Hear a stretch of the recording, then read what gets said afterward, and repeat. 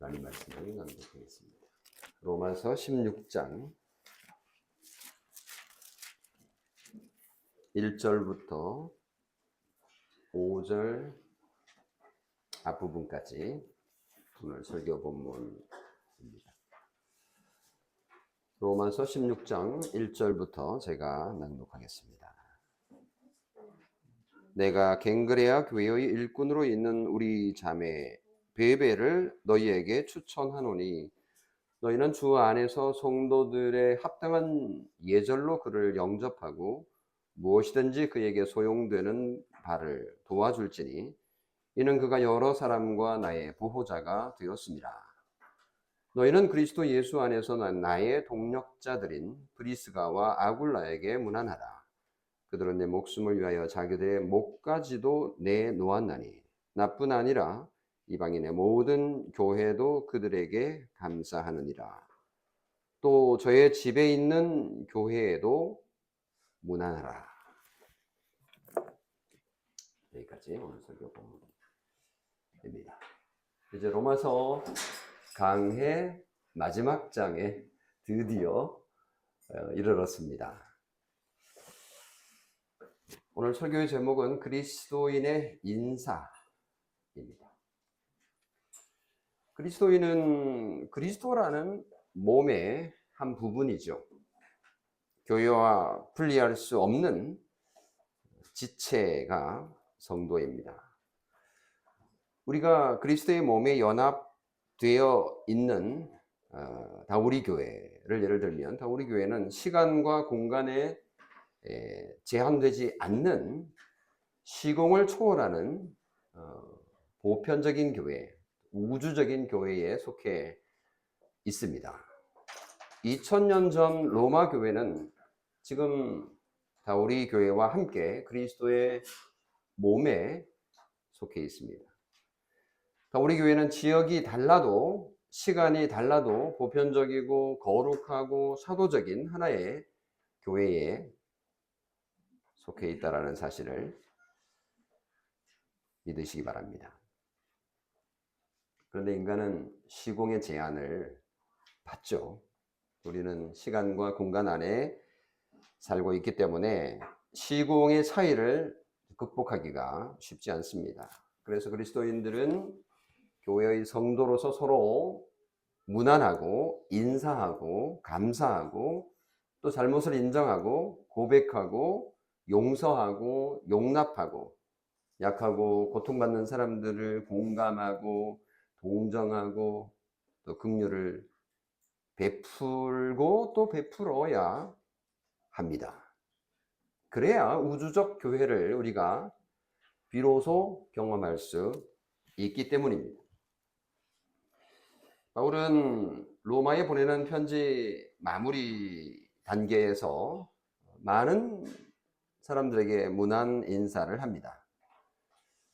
오늘 본문 16장 전체를 읽진 않았지만 눈에 띄는 특징은 한번 이렇게 쭉 살펴봐도요, 꽤 많은 이름들이 등장하는 것을 볼 수가 있습니다.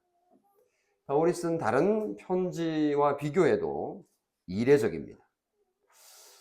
16장을 정말 바울이 쓴 것이 맞나 싶을 정도로 다른 거와 비교가 돼서 이 부분은 나중에 바울이 쓴 게 아니라 다른 사람들이 붙여넣은 내용이 아닐까라고 의심할 정도로 상당히 특별한 그런 부분이 있는데, 로마 교회가 워낙 특수한 상황이었기 때문임을 고려한다면 굳이 이상하게 생각할 필요는 없다라고 생각이 됩니다. 바울은 1절과 2절에서 로마 교회의 27명의 이름을 거명하는데 제일 처음 등장하는 이름 베베를 언급하고 있습니다. 1절, 2절 한번 읽어볼까요, 우리? 시작. 내가 갱그레아 교회의 일꾼으로 있는 우리 자매 베베를 너희에게 추천하노니 너희는 주 안에서 성도들의 합당한 예절로 그를 영접하고 무엇이든지 그에게 소용되는 바를 도와줄지니 이는 그가 여러 사람과 나의 보호자가 되었습니다. 바울은 한 사람을 로마 교회에 추천합니다.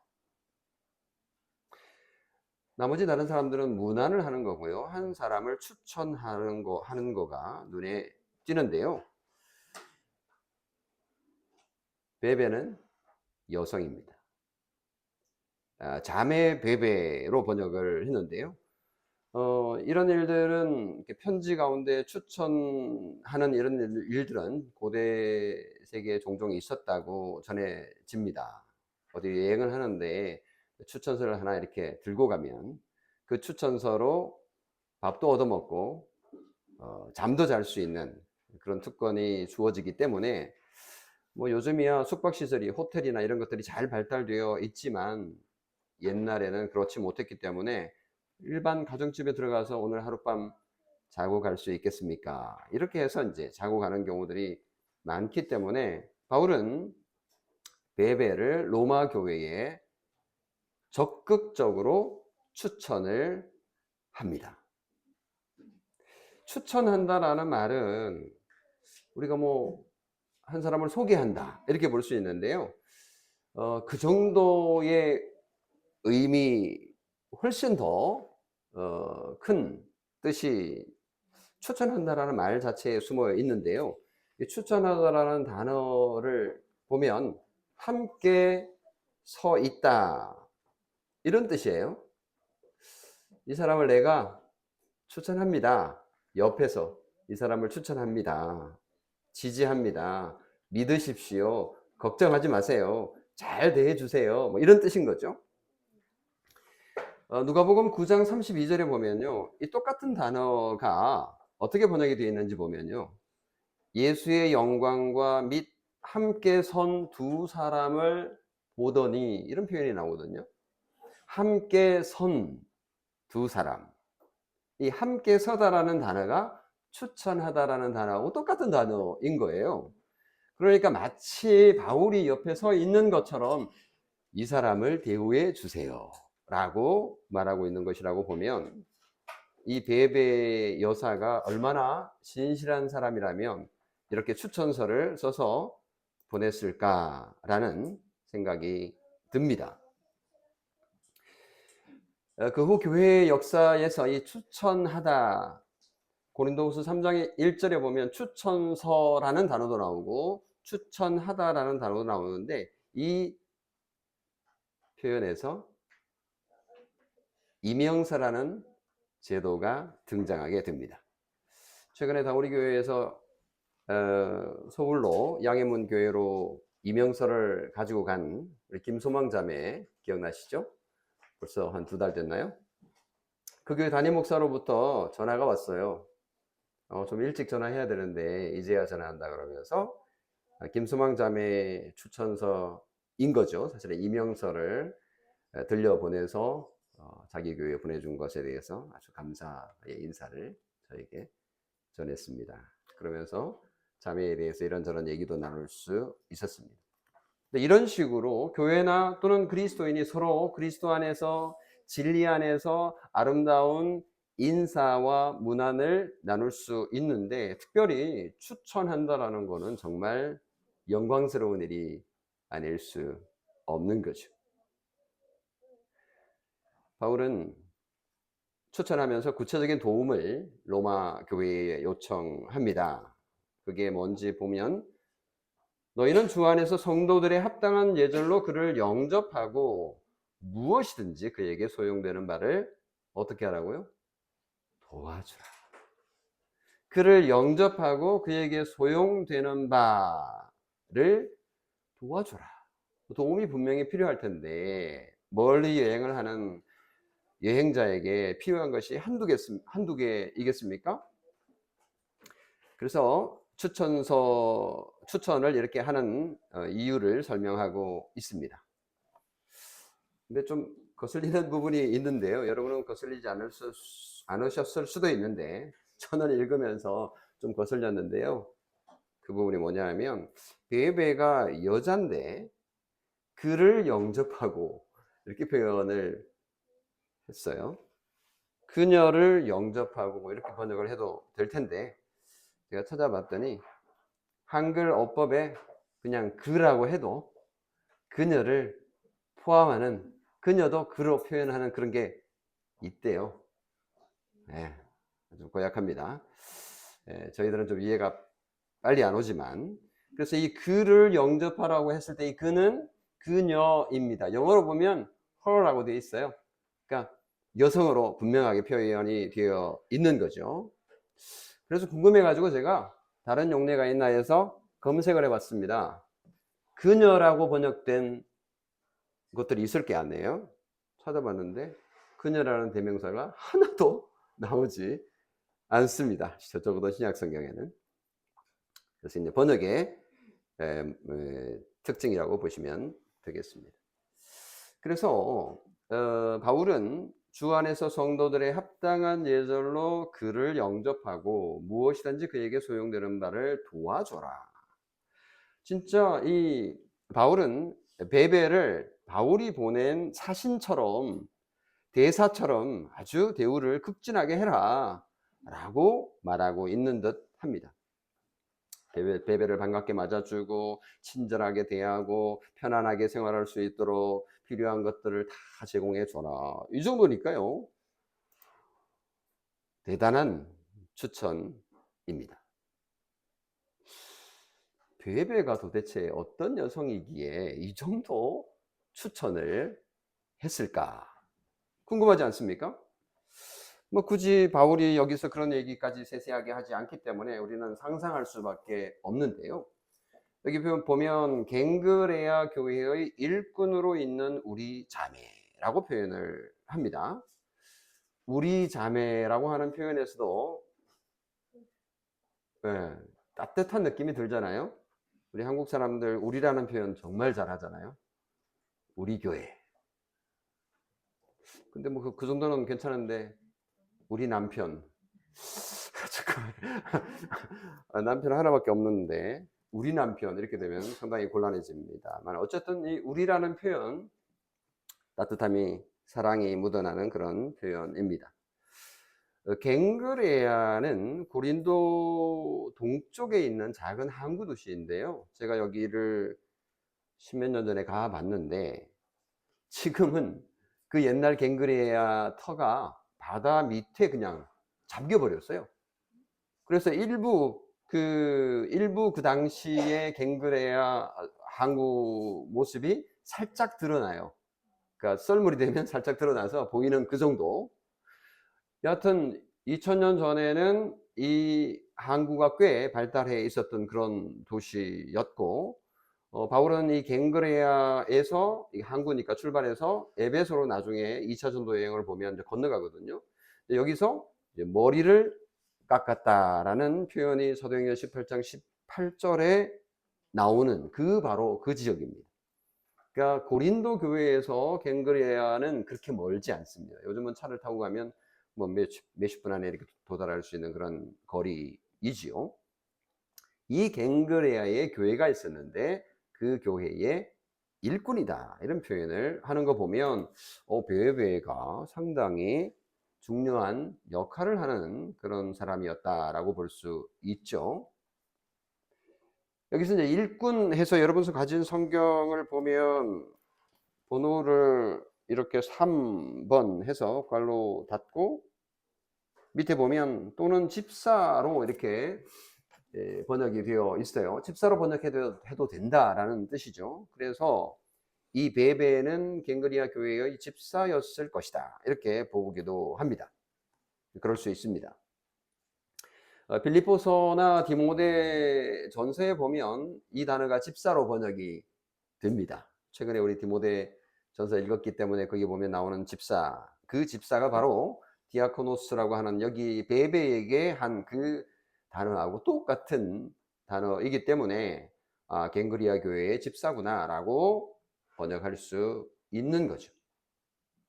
그런데 문제는 이 디아코노스라고 하는 단어가 온갖 단어로 번역이 가능하기 때문에 꼭 그렇게 번역할 수는 없다라고 해서 일꾼으로 번역을 한 겁니다. 실제로 디아코노스라고 하는 단어는 종, 사역자, 일꾼, 그리고 집사 이렇게 다 번역이 가능한 거죠.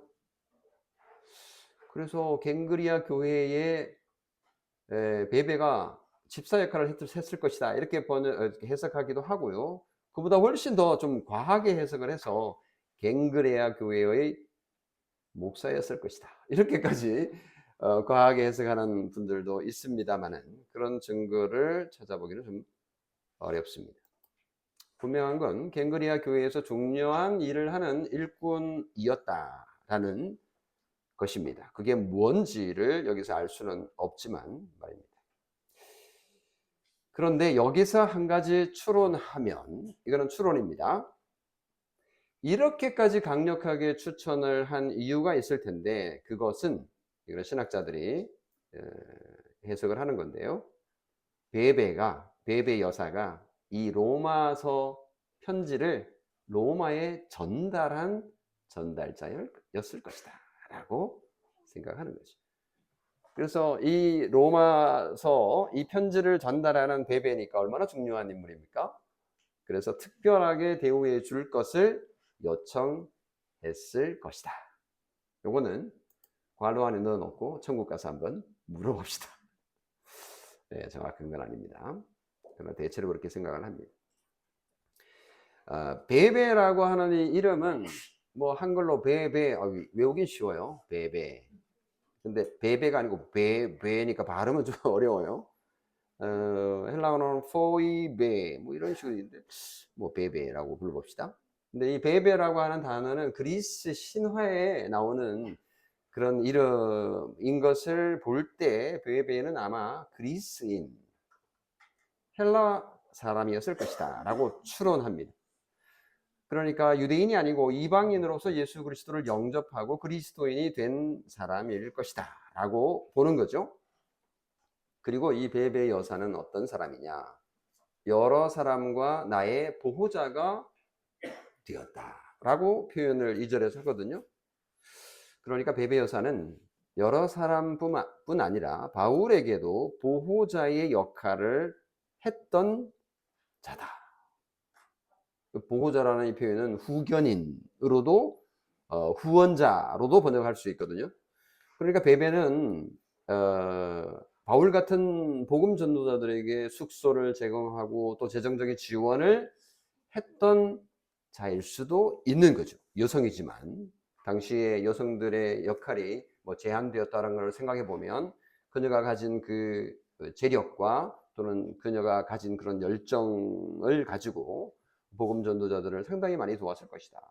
여기서 좀 더 나아가서 좀 추론해 보면 시당국에서 꽤 그 마을에서 그 도시에서 꽤 중요한 위치에 남편이 있었거나 그래서 지위도 있었기 때문에 복음 전하는 자들을 변론하거나 도와야 될 상황이 됐을 때 대변하는 역할도 했을 것이다 라고 또 좀 과하게 추론할 수도 있습니다.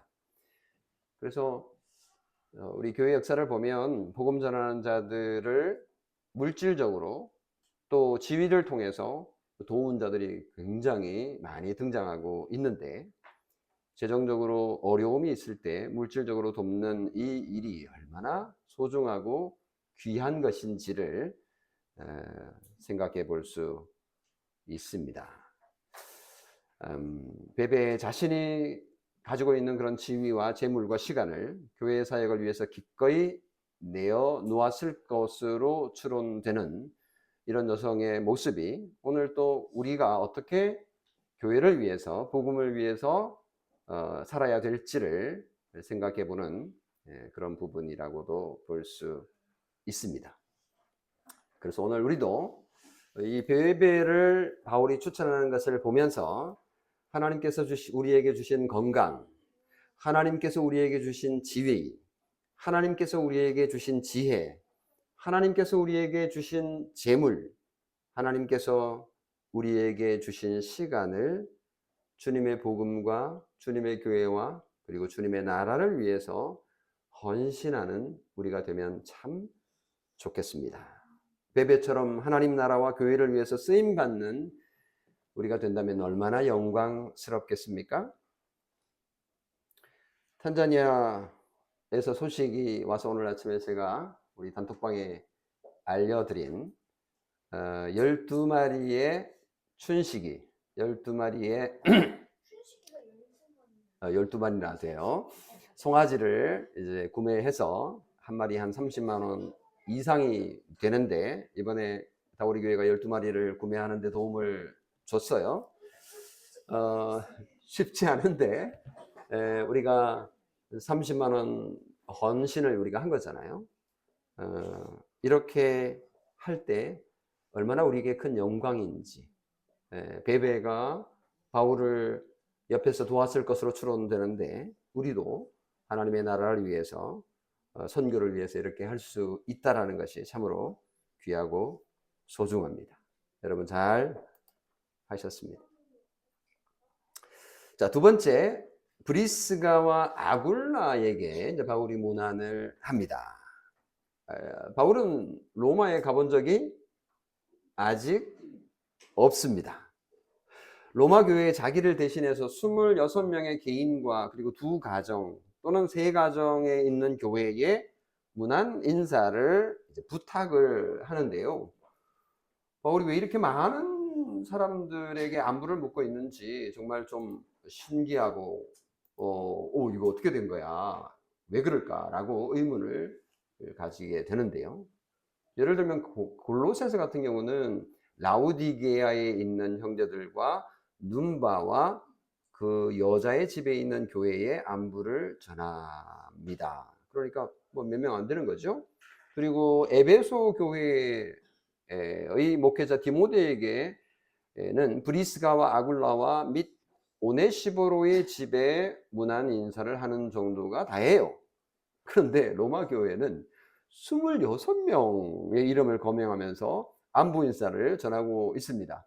어떤 인물은 뭐 설명이 조금 덧붙여져 있지만, 또 어떤 인물은 도대체 이분들이 어떤 존재인지를 우리가 알아볼 수 없을 정도입니다. 그렇지만 이 편지를 받는 로마 교회 성도들이야 다 알겠죠. 그래서 그건 전혀 문제가 되지 않습니다. 그런데 어쩌면 26명 숫자, 이 숫자가 로마 교회 성도 전부였을 수도 있는 거죠. 그러면 숫자를 하나하나 언급하는 것은 굉장히 큰 의미가 있을 것 같습니다. 만약에 교인이 한 100명 되는데 26명만 안부를 물으면 또 곤란해지는 상황이 있을 수 있으니까, 차라리 전체 교인이 26명이구나 이렇게 보는 거가 오히려 나을 수도 있겠다 싶습니다. 이 당시 교회의 규모가 얼마나 될지 우리는 도저히 상상할 수 없거든요. 100명일지 1000명일지 우리는 전혀 모르기 때문에 뭐 그랬을 수도 있겠다 이런 생각을 해 봅니다. 제일 처음 로마 교회에 있는 한 부부에게 인사를 했는데, 조금 전에 말씀드린 것처럼 너희는 그리스도 예수 안에서 나의 동력자들인 브리스가와 아굴라에게 문안하라. 그들은 내 목숨을 위하여 자기들의 목까지도 내놓았나니 나뿐 아니라 이방인의 모든 교회도 그들에게 감사한다. 브리스가와 아굴라는 바울의 동력자들입니다. 그들은 지금 로마에 있는 것 같아요. 그렇겠죠, 당연히. 한때 바울의 제2차 전도 여행 중에 고린도 교회에서 바울이 이 부부를 만났습니다. 마침 이 부부의 직업이 천막을 만드는 일을 했어요. 바울도 그런 일을 잘하는 자였기 때문에 이게 맞았어요. 그래서 브리스가와 아굴라와 함께 동력했던, 그야말로 진짜 생업을 위해서 같이 일했던 자들이기 때문에 아주 가까운 자인데, 아굴라는 본도 출신입니다. 이 폰두스라고 하는 그 출신으로 유대인입니다. 이 두 부부는 글라우디오 로마 황제가 유대인들을 로마에서 추방할 때 추방당해서 고린도까지 왔던 거예요. 이때 바울을 만나게 된 거죠. 그리고는 바울과 함께 이 부부는 에베소로 건너갔고요. 에베소에서 이 두 부부가 같이 머물다가 바울은 예루살렘으로 내려가고, 그리고 브리스가와 아굴라 부부는 에베소에 머뭅니다. 거기서 아볼로를 만나가지고 아볼로가 온전하게 복음을 이해하지 못하는 그것을 설명해 줄 정도로 복음의 지식에 있어서 상당했다라는 것을 확인할 수 있습니다. 그리고 나서 언제인지는 정확히 모르지만 이들은 다시 어디로 갔어요? 로마로 돌아간 것으로 보이는 거죠. 아마도 유대인 추방 명령이 이제 해제되어서 다시 그들의 사업을 로마에서 계속할 수 있었기 때문이었겠죠. 바울은 그들을 그리스도 안에서 나의 동력자로 인정을 하고 있습니다. 어쩌면 그들이 바울이 로마로 가려는 뜻을 이루기 위해서 먼저 갔을까? 그러니까 바울이 로마로 가고 싶다라는 뜻을 알고는 바울이 너희들이 먼저 가서 길을 닦아 놓아라 라고 했을 수도 있고, 또는 스스로 브리스가와 아굴라가 먼저 로마로 가서 바울이 올 것을 준비하고 있었을까라는 생각을 해 봅니다. 어떤 경우든 브리스가와 아굴라는 지금 로마에 있고 바울의 문안을 받고 있습니다. 그런데 참고로 브리스가라고 하는 인물하고 여러분이 알고 있는, 우리가 잘 알고 있는 브리스길라라는 인물하고 이거 같은 인물인지 아니면 길라가 따로 있으니까 이게 다른 인물인지 헷갈릴 수 있는데요. 정답부터 말씀을 드리면 같은 인물입니다.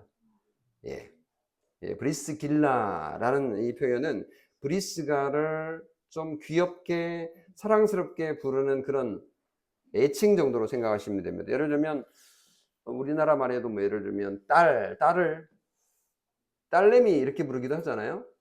또는 아들을 아이고 우리 아들내미 휴가 왔어 뭐 이런 식으로 할 때 아들내미 이렇게 표현하잖아요. 그런 개념이라고 보시면 되겠습니다. 브리스가라고 하면 좀 재미없잖아요. 브리스길라라고 이제 표현을 했던 거죠. 그래서 브리스가나 또는 브리스길라. 여기 이제 보면 사도행전은 브리스길라라고 표현을 하고 있고 바울은 브리스가라고 표현을 하고 있습니다. 브리스가가 조금 더 공식적입니다. 바울도 아마 브리스길라라고 불렀을 수도 있어요. 근데 지금 편지를 쓰고 있으니까 브리스가라고 공식적인 그런 이름, 임경근 이렇게 표현을 하는 것과 비슷한 표현이라고 볼 수 있습니다. 여기서도 한 가지 알아차리셨을 것 같은데요. 생각해 볼 부분은 뭐냐면 아굴라가 남편이고 브리스길라가 아내인데 아내 이름이 먼저 나오고 아굴라 이름이 뒤에 나옵니다. 그래서 이게 왜 그런가 이제 신학자들이 여러 추론들을 많이 했는데요. 뭐 추론이지 정확한 건 알 수가 없는데 어떤 데는 이제 오늘 본문도 그 사도행전에도 마찬가지지만 이 아굴라라는 표현을 먼저 하는 데도 있지만 상당 부분은 브리스길라가 먼저 나옵니다. 그래서 이제 이걸 보고 이 당시에 여성들의 역할이 엄청 셌다라고 이제 주장을 하고 싶은 사람들도 있습니다만은 여기만 그렇지 다른 데는 또 그렇지 않기 때문에 또 그렇게 일방적으로 해석하기는 어렵고, 분명한 거는 아굴라 집안을 생각할 때 제일 먼저 떠오르는 이름이 브리스길라였나 봐요. 우리 가운데 꼭 생각하면 조금 헷갈릴 수 있으니까 우리 주변에 어떤 가정 생각하면 그 여사 전 진짜 대단하셔. 아니 남편이야 있지. 근데 그 집안을 생각하면 그 여성이 생각이 나. 우리 교회도 있잖아요. 그죠? 제가 쳐다보는 게 아니고요. 우리 교회도 예, 어느 가정을 생각하면 그 여성이 생각이 나는 그런 거라고 보시면 뭐 맞지 않을까 싶습니다. 이건 뇌피셜입니다만은 어쨌든 이 브리스가의 역할이 교회에서도 대단했고 또 집안에서도 주도적인 그런 일들을 했을 것이라고 생각해 볼 수 있겠습니다. 그리고 이 부분은 단순히 동력자를 넘어서 바울을 위해서 자기들의 목숨까지도 내어놓았던 자들이라고 표현을 합니다. 어떤 일을 말하는지 우리가 알 수가 없지만 브리스가와 아굴라가 바울을 위해서 목숨을 내어놓았던 그런 역사는 사도행전에 없거든요. 그래서 이것도 또 짐작을 해야 되는데 사도행전 19장에 보면 에베소에 있을 때 바울 일행이 엄청 힘든 일을 겪었습니다. 그 바울이 거의 돌에 맞아 죽을 지경이었습니다. 근데 마침 바울이 빠져나갈 수 있었던 거죠. 근데 그 과정에서 아마 프리스길라와 아굴라가 상당한 영향력을 행사했고 그들이 차라리 죽을지언정 바울을 죽일 수는 없다. 뭐 이런 일을 꾸미고 실제로 그렇게 실행을 했던 것이 아닌가. 그리고 그 사실을 교회도 알고 있어서 이방인의 모든 교회도 그들에게 감사할 정도였다라고 볼 수 있는 거죠. 그래서 본래 바울과 직업도 같았기 때문에 브리스길라와 아굴라가 함께 한 집에 머물면서 천막을 만들고 천막을 수선하고 이런 일들을 했단 말이죠. 요즘으로 따지면 이 천막이 그냥 뭐 텐트 만드는 집이야 이 정도 생각했지만 이 당시는 텐트가 요즘으로 치면 그 캠핑카 정도라고 생각을 해도 되지 않을까요? 굉장히 중요한 이 당시에 그 문화였기 때문에 중요한 사업을 하고 있었던 거죠. 그래서 아주 친했을 뿐만 아니라 하나님의 복음을 위해서 목숨까지 내어놓을 정도의 사람들이었다라는 것을 우리가 확인할 수 있는데 참 대단하다 싶습니다. 그리고 여기서 이제 거치지 않고 또 저의 집에 있는 교회에도 무난하라 이렇게 말합니다. 5절 초반부에 보면. 그래서 브리스가와 아굴라의 집에서 교회로 모이고 있었나 보다 라는 것을 추론할 수 있는 거죠. 어쩌면 로마 교회가 브리스길라와 아굴라 집에서 모이고 있었을 수도 있는 거죠. 초기에는 많은 사람들이 모일 만한 공공시설이 없었기 때문에 초대교회 어쩔 수 없이 가정에서 예배로 모일 수밖에 없었어요. 자연스럽죠 그게. 비교적 큰 집을 소유한 그리스도인의 집에 모였을 것인데 아무리 큰 저택이라 할지라도 7, 80명 정도 모였을 것입니다. 그런 가정에서 모이는 교회가 로마에 여기만 있었던 게 아니고 또 여러 있었던 것으로 추론됩니다. 본래 교회라고 번역이 된 그 에클레시아라고 하는 헬라어 단어는 본래 이제 그 로마 사람들이 사용하는 공회였어요. 공회. 그러니까 요 마을회관 비슷한 이런 개념인 거죠. 그래서 그걸 빌려가지고 이제 나중에는 예배당으로 사용했던 겁니다. 그래서 교회는 건물이 아니고 뭐 굳이 말하자면 사람이잖아요. 2011년입니다. 다우리 교회가 시작된 게 5월 1일 날 경기도 분당시 구미동 무지개 마을 라이프 아파트 702동 201호에서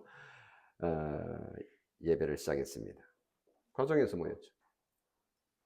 임경근 목사 가정에 있는 교회에 편지하노니 이렇게 되는 거예요. 네.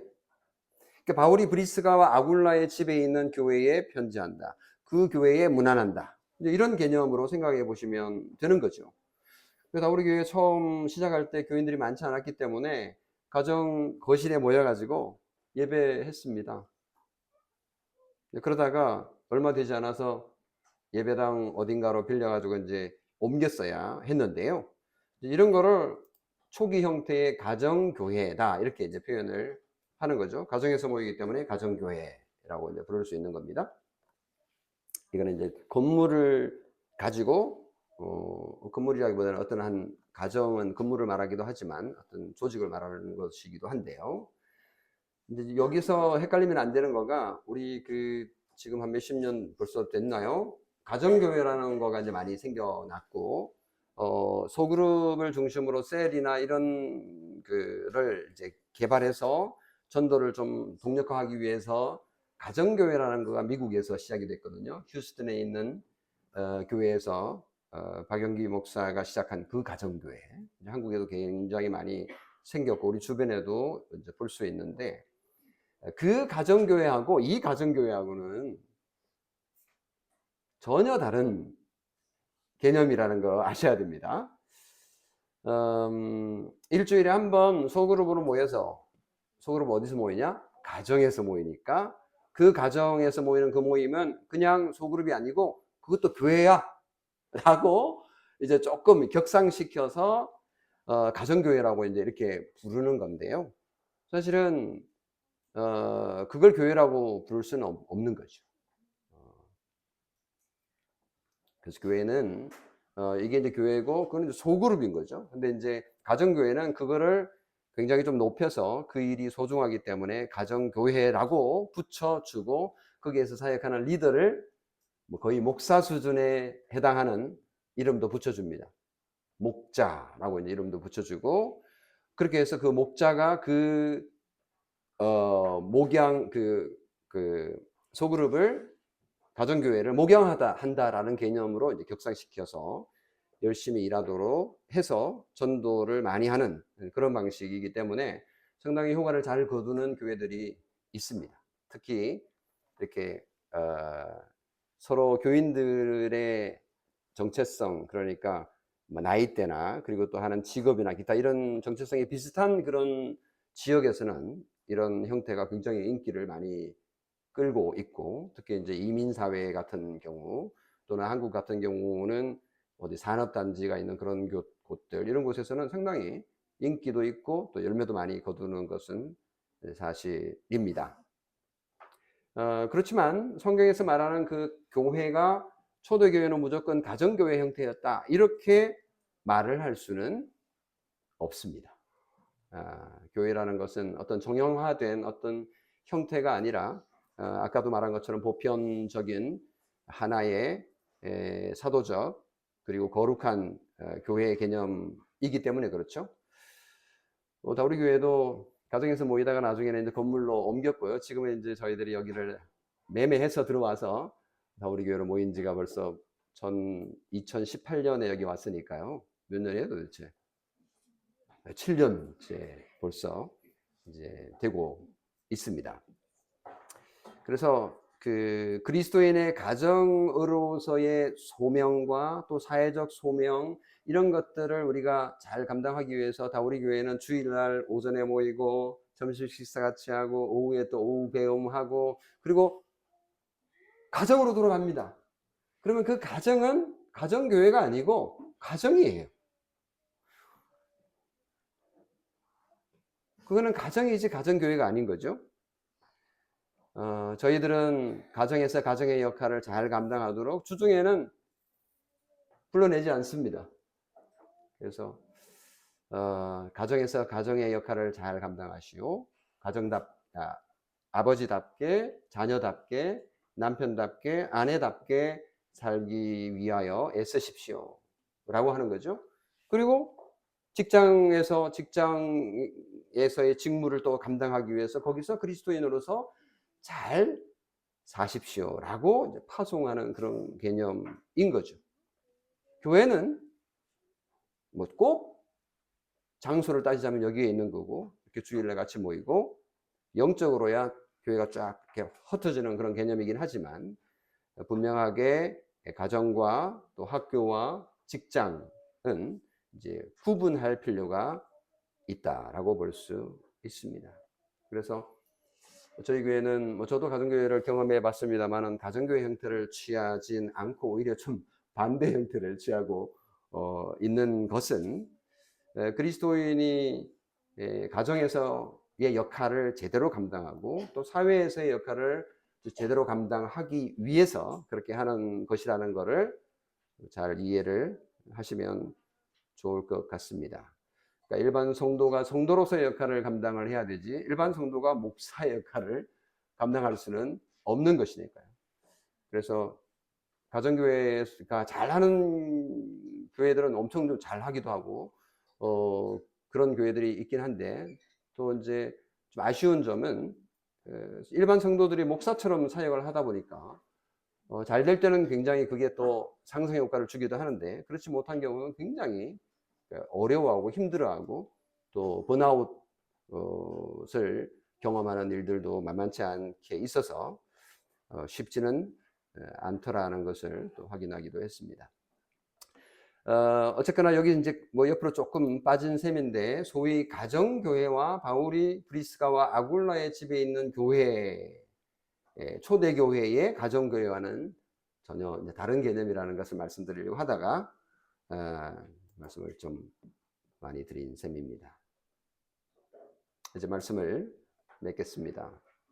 바울은 로마에 있는 그리스도인들에게 편지를 썼습니다. 15장까지 바울이 전하고자 하는 복음의 내용을 잘 전달했습니다. 복음의 핵심과 그리고 복음의 삶을 로마서 1장부터 11장 그리고 12장부터 15장까지 잘 정리를 한 후 이것을 어쩌면 베베의 손을 들고 로마로 전달을 합니다. 베베를 추천하는 추천서까지 본문에 집어 넣은 것이죠. 어쩌면 이거는 한 권이 아닐 수도 있습니다. 15장까지 내용과 16장의 내용은 이렇게 따로 썼을 수도 있는 거죠. 로마 교회의 많은 성도들의 이름을 하나씩 언급하며 안부를 묻고 또 문안 인사를 합니다. 이것이 그리스도인의 아름다운 인사가 아닌가 싶습니다. 거리가 멀리 떨어져 있고 한 번도 가본 적이 없지만 장소를 초월하는 그리고 시간을 초월하는 보편교회의 성도이기 때문에 충분히 이렇게도 소통이 가능한 것이죠. 이 당시에 직접 가서 인사를 해야 되지만 편지라는 매개를 통해서 소통했던 것처럼 오늘 우리들도 옛날과는 상당히 다른 방식인 카톡이나 또는 SNS를 통해서도 얼마든지 성도의 교제는 가능하지 않겠습니까? 그래서 바울이 브리스가와 아굴라를 문안하고 또 베베를 추천하는 것처럼 우리도 주님의 복음과 교회 그리고 그분의 나라를 위해서 우리 스스로를 추천할 뿐만 아니라 또 우리의 형제 자매를 추천하고 또 교인들에게 서로 문안하며 서로 사랑을 전하고 또 사랑을 실천하는 삶을 살 때에 하늘에 계신 우리 주 예수 그리스도께서 참으로 기뻐하실 것이고 우리 다우리교회 모든 성도들도 그러한 교제를 통해서 풍성한 열매를 기쁨을 누리게 될 것이라고 확신하며 이 말씀을 여러분에게 전합니다.